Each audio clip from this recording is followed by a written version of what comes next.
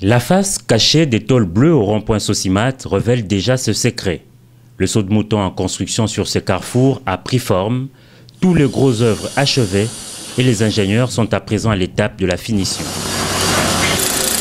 Installation des glissières ou bordures, poursuite de remblais au niveau de la rampe qui mène vers le ministère du Budget et aménagement de la partie souterraine.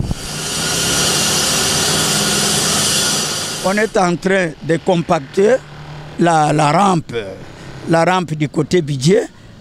Et en même temps, il y a des camions qui sont en route avec un peu de terre jaune.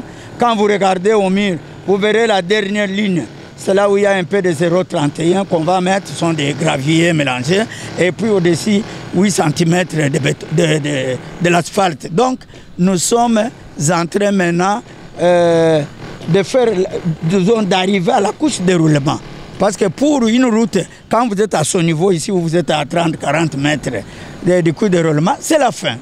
Du côté de la rampe qui jouxte vers l'ambassade de France, les ouvriers façonnent des armatures, première étape avant le coffrage et le bétonnage. Pendant ces temps, au croisement des avenues Libération et Nyangwe, au niveau de l'Assa9, c'est aussi la vitesse des croisières. Plus de temps à perdre. Le chantier est en ébullition tous les jours, nous informent les ingénieurs rencontrés sur place.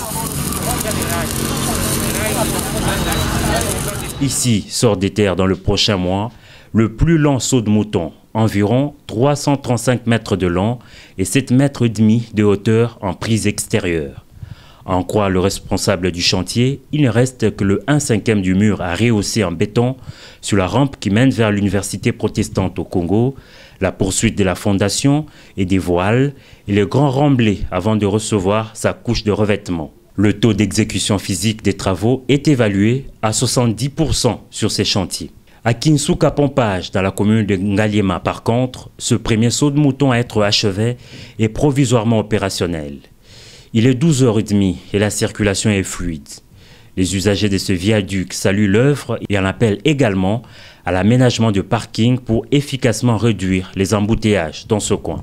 Des scènes insolites nous ont été rapportées sur place. Des piétons se disputent le passage avec des véhicules sur ce saut de mouton.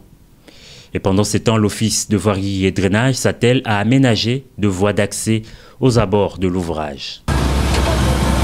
Si le saut de mouton des Kinsuka Pompage est ouvert provisoirement, celui du boulevard du 30 juin à la place Ex-Mandela attend encore le feu vert des autorités. L'objectif de ces ouvrages n'a cessé de rappeler le chef de l'État Félix Antoine Tshisekedi Tshilombo et la fluidité de la circulation.